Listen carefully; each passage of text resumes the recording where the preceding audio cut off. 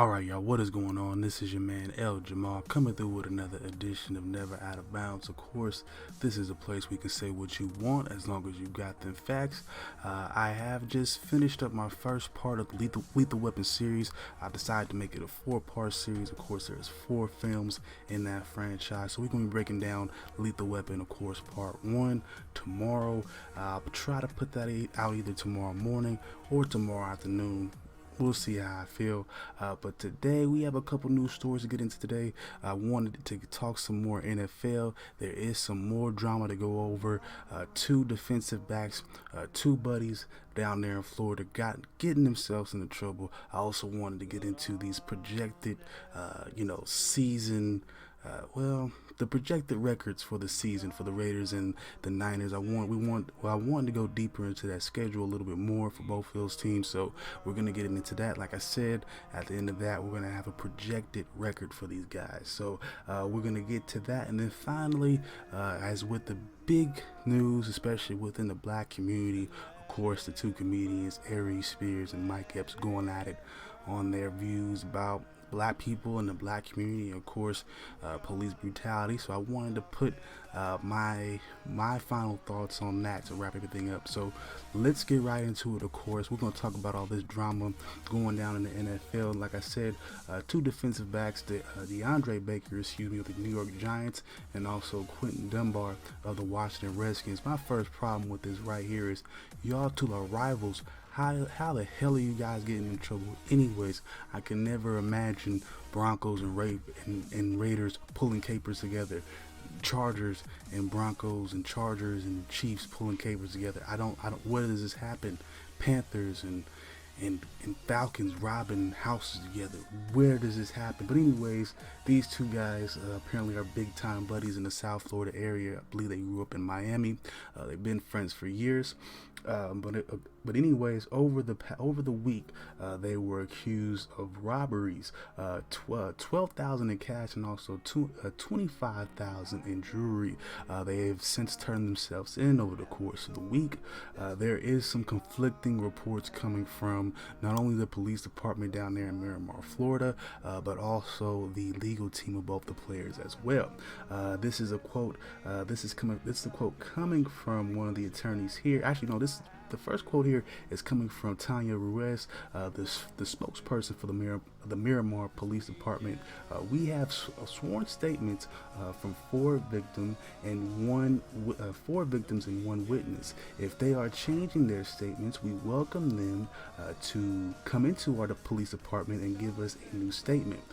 This is, of course, in response to one of the attorneys, Bradford Cohen, is claiming he has at least 5 witnesses that say something different. So again, both, and this is according to both attorneys, they seem to have all this knowledge or at least testimony saying that the players didn't do it.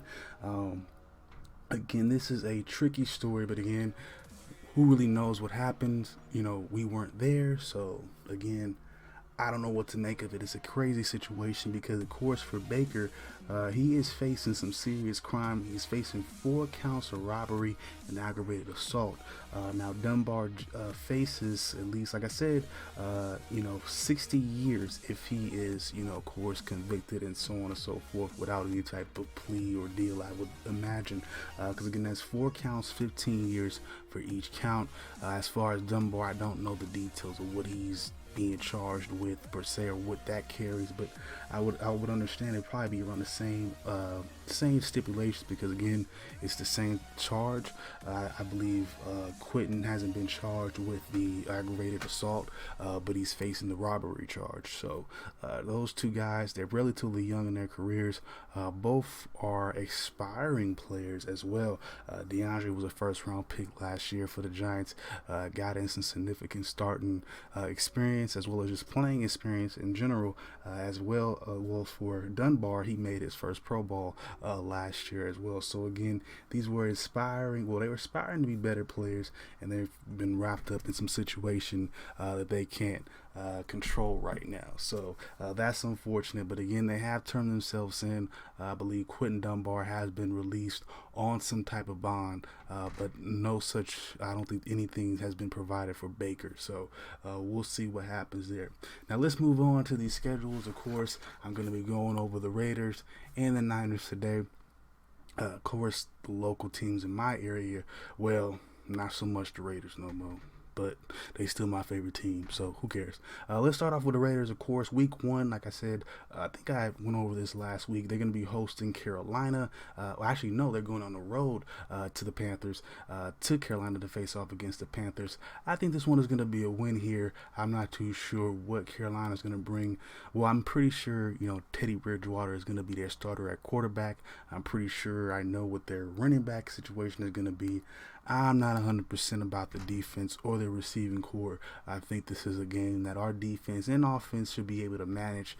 I'm going to go with the Raiders.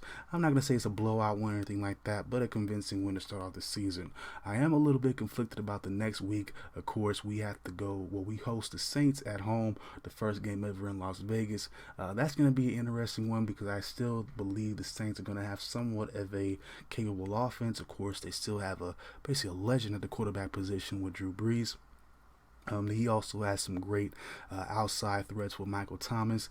Again, one of our weaknesses is our secondary. So I'm a little bit iffy on that one. I gave that one a 50-50, and we'll kind of break down, how those games stack up when it comes to my projected win-loss for these guys. Week 3, they travel to New England to face off against the Patriots. Again, another 50-50 game here. You don't really know what you're going to get from the Patriots. Of course, we are under the assumption that they'll be starting Jason Still. We don't know if that's the case per se. Their defense is going to probably pretty much be solid either way. Can the Raiders score points in this one? I don't know what New England will bring to the table offensively in that game, but we might be able to steal it based off the points that we score. So again, it'll be very interesting to see what type of team New England has coming into the year. Week 4, we host the Bills. I kind of like our chances in this one. I don't really see, outside of Stephon Diggs, I'm not saying that I don't see that the Buffalo Bills have a overpowering pass offense. They can run I don't even think they can run the ball necessarily that well this year. They did lose Frank Gore. They do have the quarterback that can move around a little bit. And Allen, that one's another 50-50 game. I think we'll get a good chance to see just how well the Raiders could do basically within the first couple of weeks. So if they're able to come into the game maybe 3-1, 2-1 or something like that, or it will be week 4. So maybe a 2-1 record, maybe 3-0. I think the Raiders do well on this game. If they're 1-2, again, I'm a little bit iffy on that game there. Week 5, they're going to be going to Kansas City to face the Chiefs. I don't like the chances in this one. The Chiefs just have so many weapons offensively, especially in the passing game. Raiders' biggest deficiency is passing defense. I don't see that being a really great experience this time around. That's just my opinion. Week 6 brings a bye, much needed break. Week 7, we host the Buccaneers. This one, I'm going to lean toward Tampa in this one again. So many weapons they have on the offensive side of the ball. Again, bringing in, Tom Brady and Rob Gronkowski already on top of the receivers that they already have. Mike Evans, of course, Chris Godwin. Maybe even they can come into the season with O.J. Howard possibly. I don't see the Raiders having a very easy time on this one. Tom Brady knows somewhat of the Raiders playing against them in the AFC. I'm going to go with Tampa in this one. But let's move on to week 8. We're gonna be playing against the Browns. I like our chances in this one. I don't know what you're gonna get from the Browns offensive line. They brought us some rookies this year. They lost a couple pieces there as well. Defensive line wise, I just like some of the matches we have, at least on the line with our offensive line going up against their defensive line. Despite them having Myles Garrett, I think that's their only real standout defensive player in Cleveland, in my opinion. So I think there's some matchups the Raiders win there. I think again, depends on how well the Raiders have done so far at this point in the year. If they're looking, they're looking pretty decent with a winning record.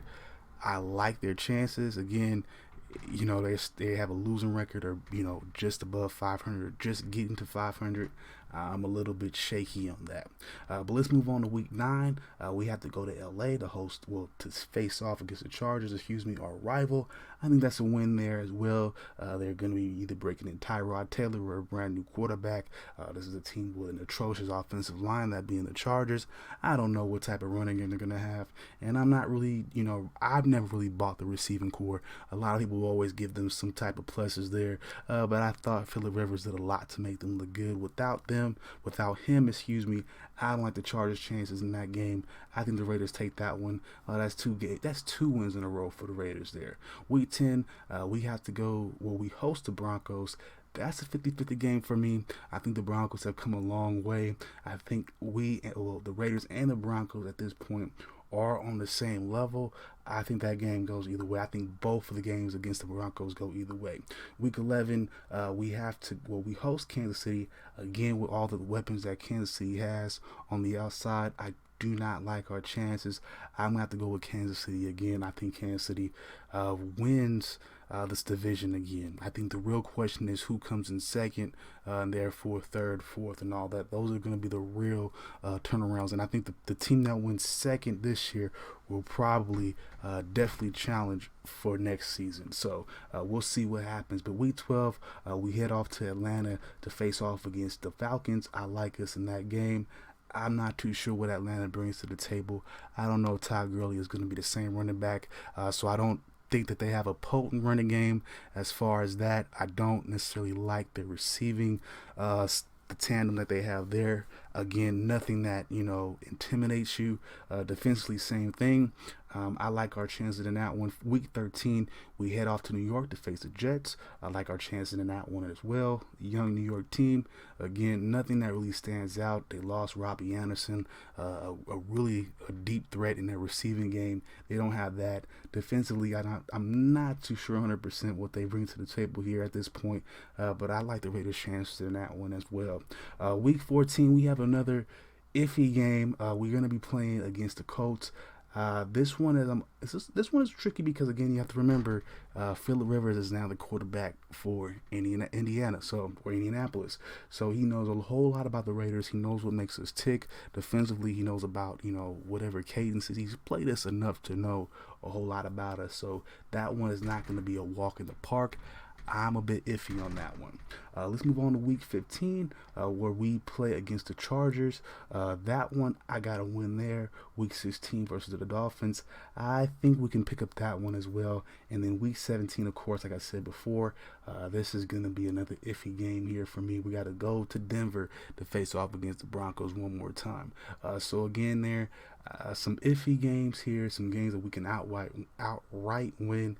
And there's a couple of them I'm going to be realistic and say I don't really like our chance in them. But if we're looking at, a projected schedule from a realistic view, I could say at the very low end, this is a 7-9 team, possibly even a 500 8-8 team.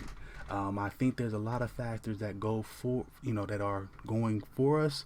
And of course, there's some factors, of course, that have plagued us the last few years, such as our poor pass defense that can definitely work against us this year. I think on the high end, we're dealing with a team that can actually finish between 9-7 or 10-6, depending on what happens within the division and maybe even the conference. That's a possible playoff berth. We don't know. Of course, a lower seed. Of course, I believe the playoffs have expanded, so maybe you do get a lower seed in the playoffs. Us being the Raiders, like I said, playoffs are maybe. But I think the third year under Mayock and John Gruden, and with the personnel that they wanted, the personnel that they went after in the off season in terms of free agency and also the draft, they went after all the players that they wanted. Finally, with some years behind them and just a real good haul in terms of their like I said, the off season, also the draft. I think this is a year that you can start seeing them making, some type of change. A lot of 50-50 games, like I said, that will make or break the year. But I can only see 3 outright losses. Like I said, to the Buccaneers and of course to Kansas City. Both games is Kansas City. So like I said, at the very high end, 10-6, they sink into a playoffs 9-7. Maybe they just miss it, but again, really turn some heads, especially with the new stadium. They put some good juju behind them and maybe make a run for next year. Of course, we don't like to keep saying that, but it's just looking at the roster and just being realistic. We cannot just say this is an 11-win team. This is a team that's going to go to the playoffs. They're going to be 12-win team, blah, blah, blah. They're going to win a division. I'm not going to give you that here. I'm going to give you realistic based off what we already know. We've already seen the past few years, what we've seen so far. But this is not a terrible team. It's just, this is a team that just needs some type of maintenance, and of course, there's some tweaks that they can make over time. But again, it just needs that type of maintenance and somebody to really curate it. That's all. I don't think this team is terrible, but it has some ways to go. Let's just be realistic. Let's move on to the Niners. This one is, pretty much cut and dry because, of course, we already know what the Niners bring to the table. We're talking about the Super Bowl runner-up. So a lot of these games have a lot more winnable games. Week 1, they face off against the Cardinals at home. That's a win. They go off to New York to face off against the Jets. That's another win. Then they go off. Well, they stay in New York to face off against the Giants. Again, another win. I think all three of those teams are pretty much really young at the quarterback position. They're still developing in terms of their offensive lines. They're also their defensive lines, so they can't get to the quarterback. They can't necessarily protect the quarterbacks. Their receiving core, in terms of the Cardinals, they probably will have the better one. But in terms of the Giants and the Jets, there's nobody really there for them to catch the ball. Again, as far as their quarterbacks are concerned, you have Murray there. He got he's within his second year with the Cardinals. He should be improved, but again, the Niners are going to be, a lot more stacked as well, and they're going to be better just outright. So again, that might be an interesting, entertaining game against the Cardinals. I just have the Niners sweeping that season series, so no real worries there in week 1, 2, or 3. Week 4, I'm going to give them a 50-50 game here with the Eagles. You don't know what the Eagles could be bringing into the table. Again, it's a little bit early so far in the year to even be contemplating this, but again, I got a 50-50 game there, but the Niners could probably win that one more than likely. Week 5, they face off against the Dolphins at home. That's a W. Week 6 versus the LA Rams. Again, that's another win. Week 7, they do go on the road to face New England again. It all depends on what New England is going to be coming into the year with in terms of their starting quarterback. We don't even know who's going to be their starting running back per se, who's going to be carrying the ball there. As well as their receiving core. So there's a lot of questions there. I do believe that they've loaded a lot on defense via the draft. So they're going to be coming in defensive minded. The question is, can they really stop the Niners? And that's in a regular season game like that. I don't know. I definitely like the Niners in that one, though. But it's somewhat of a 50-50 game. Moving on to Week 8, they're going to be going to Seattle to face off against the Seahawks. Again, another 50-50 game here. This is pretty much the Niners, equalizer within the division. These two teams have been facing off in the division the past few years. A lot of years, to be honest with you. So again, this season is not different. I'm going to give both of these games a 50-50. I'm not too sure who would pull that one out. Week 9, I think this is a win against the Packers. Maybe this is, the season that things start to dismantle for Aaron Rodgers, just in terms of his wanting to play, in terms of him maybe wanting to play for Green Bay. He might ask for a trade at some point in the season or maybe after. I just see things kind of falling apart in Green Bay this year. I see a very easy win for the Niners here. Next to the early games against, Arizona and the two New York teams, I think that's probably going to be their easiest game of the year, believe it or not. That's just my opinion there. Maybe next to the Rams, because I think the Rams are kind of falling apart too. Well, actually, the Dolphins are pretty easy too. So they got some easy games here as well. Not so much with the Raiders, but definitely winnable. Definitely a schedule in which super manageable. Week 10, they have to go to New Orleans though to face off against the Saints. The Saints could have a high-powered offense. That's the potential I see in that team. That's a 50-50 game for me.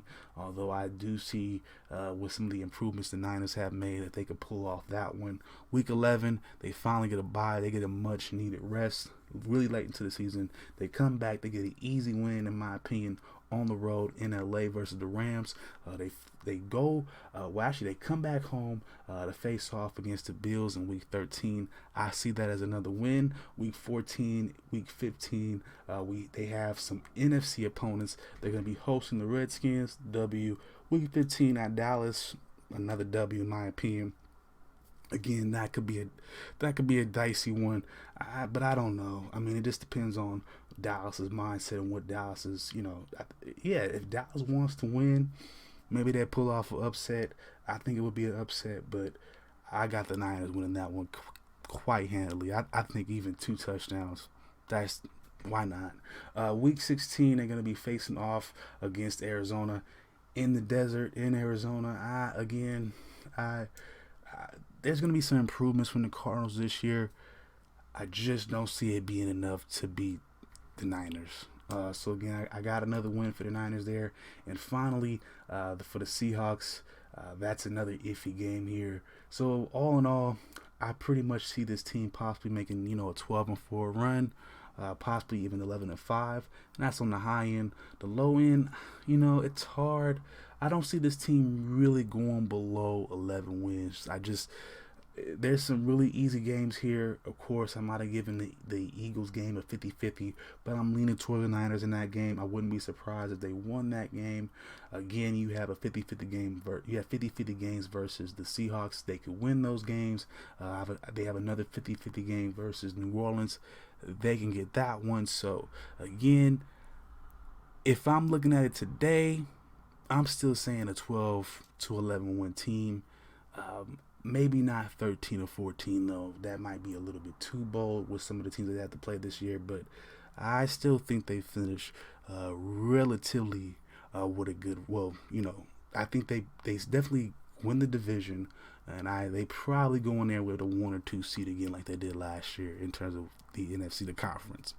All right, y'all. Let's wrap everything up for today. I wanted to break down, of course, the big argument, the big fight between comedians lately.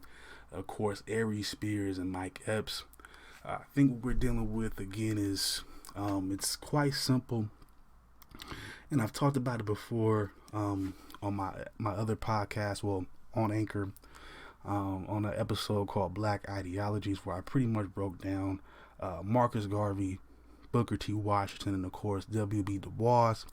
And all 3 of them had a different view on what black society should be, and all 3 of them had their own personal suitors and people who were funding them and people who pretty much led to each 3 of those moods and movements pretty much be separate and be separated.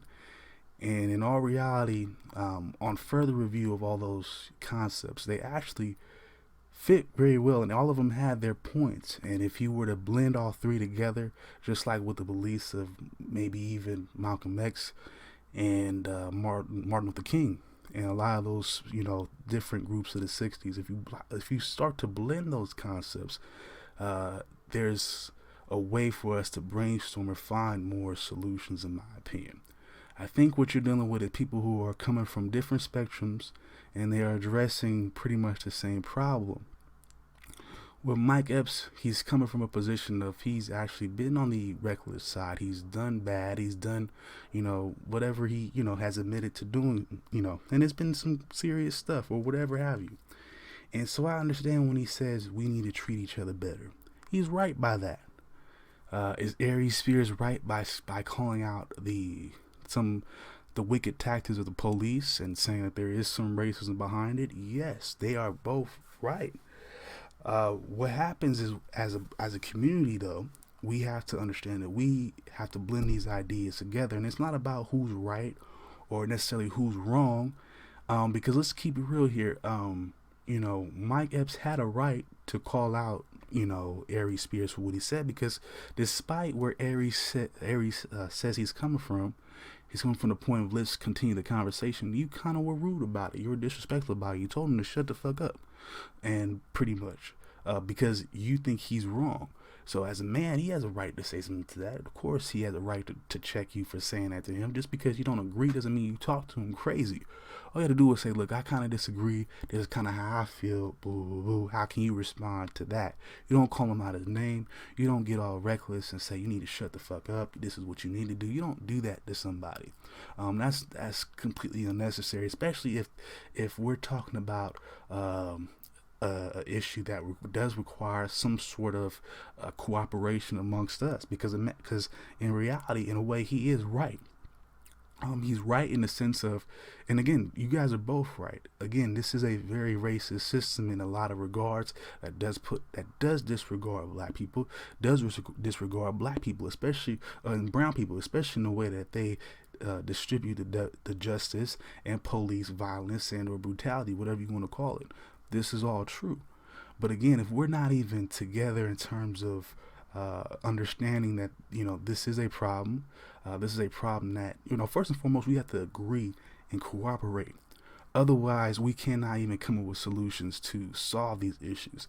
And, it's one thing to say, and especially for years and years and years to say, oh, well, the society is not for it. The society is against you. It's racist, blah, blah, blah. Okay, well, we've established that. We've come to that knowledge. We know that. There's evidence to prove it above and beyond.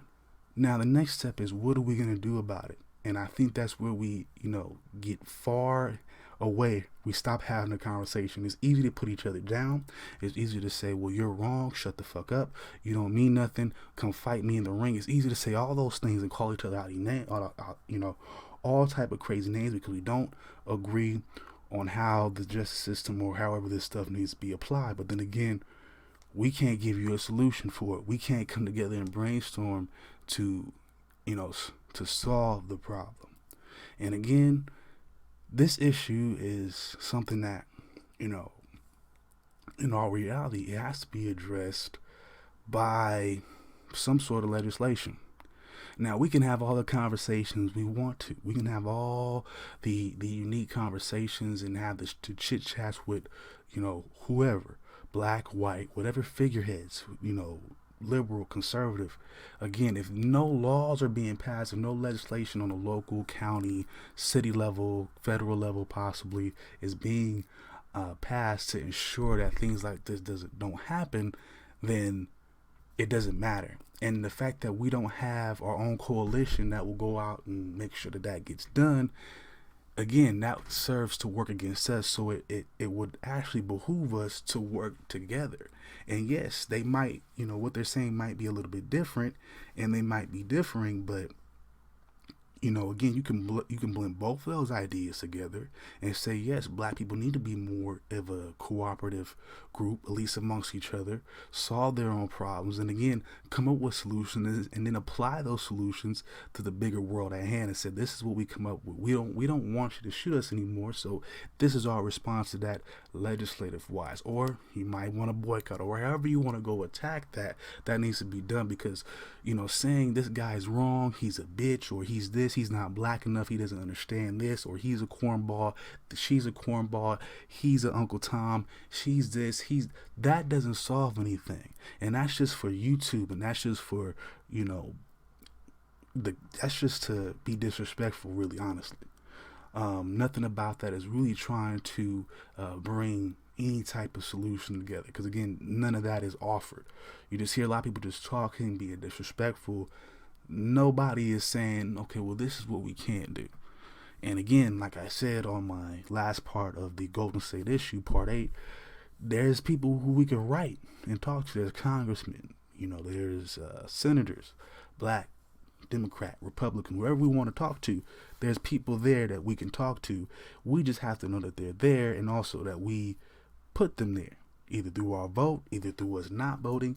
And it has to be something that we have to remember and keep that in mind when we when we could make these complaints and we come out here, we have these little beefs between each other as though we're really, one side is really bold or woke than the other. It's not about being woke. It's about making those changes happen.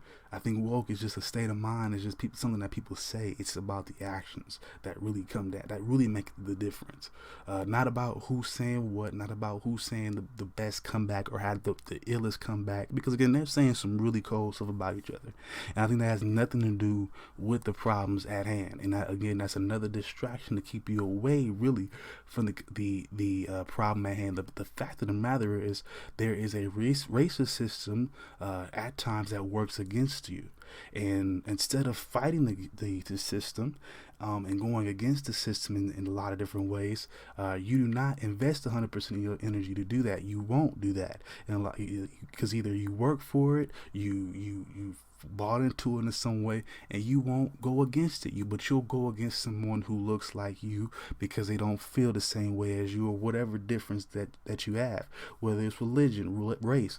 People go at each other because of who they have sex with. These are typical issues that we've been forced to have because that's how society makes it.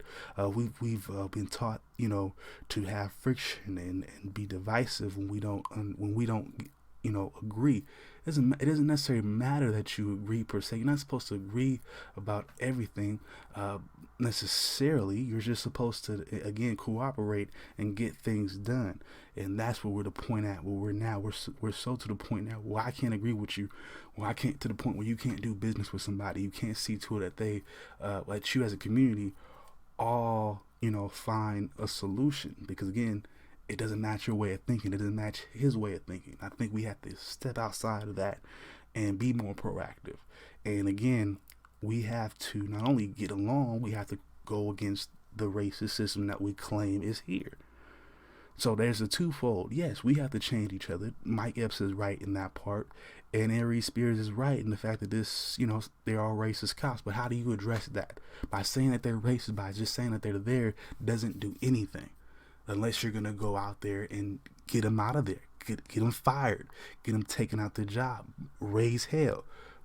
These are what people were doing before I came around. All I can sit there and say, this is what happened, this is how things did change, maybe we can do it again. Who knows? But, telling this guy to shut the fuck up because you don't agree with him on a national platform, disrespecting him, and expecting him to have some type of, cordial response or want to get at you on a academic level, that's not going to happen. And that's just meant, again, for sound bites. That's to get us, you and me, to be excited. Again, no solutions got found, nothing got solved, and the problems keep happening. So you tell me who's right and who's wrong when that's going on. All right, y'all, I'm gonna call it a wrap for today. If you want to get in touch with me, I have links for y'all available. Of course, I have the Instagram. You can follow me there. Of course, I have Facebook. You can add me there. You know what it is. This is your man, El Jamal, never out of bounds. We keeping it lit tomorrow. Like I said, we have the first part of my Lethal Weapon series. Of course, the review. Part 1, of course, we're talking Riggs, Murtaugh, Danny Glover, Danny Glover, your boy Mel Gibson. You know how it is. One of my favorite movies of all time. We got to get to it. All right, y'all. I'm signing out for today.